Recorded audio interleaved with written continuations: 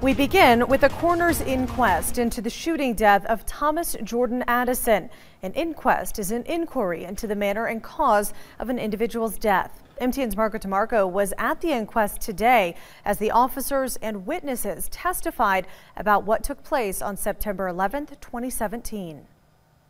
The cause of Mr. Addison's death, which we're going to prove here today, was a single gunshot wound, and whether or not that was criminal. 7 jurors will decide if the shooting death of Thomas Jordan Addison was justified or not, though the timeline of events from that night start around 9:50 p.m. Police because there was 2 suspicious men in my backyard. Nathan Spindler says that he recognized Addison and that Addison was being suspicious, so he went into his home. Spindler says all of a sudden Addison was at the back door and he was trying to open it. He called Great Falls Police, but the officers could not find anyone in the area.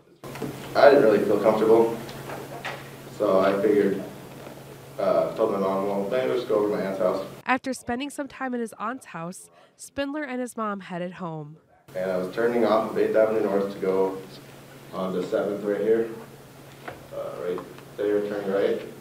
And then all of a sudden, Jordan was there riding a bike. They had a collision, so Spindler called the police around 11:10. Spindler met with Officer Adam Sturgionis at Joanne Fabrics. He told me several things.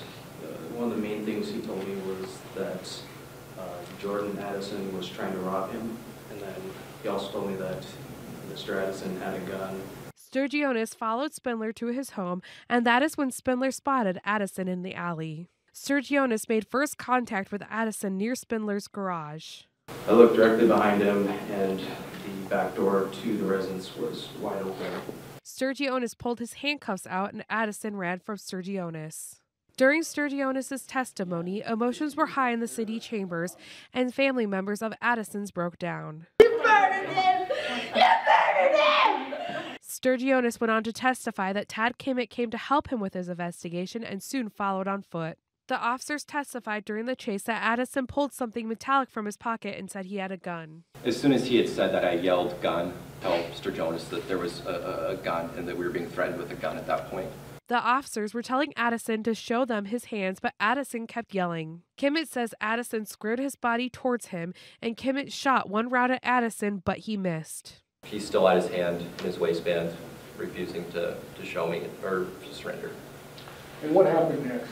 I fired my second round, and I saw that he'd been struck. He took a few steps to the side and then fell down. When the officers approached Addison, they found a knife next to his body and kicked it away. That is when officers started to perform life-saving measures on Addison. Addison passed away at the scene of the shooting. Margaret DeMarco, MTN News, Great Falls.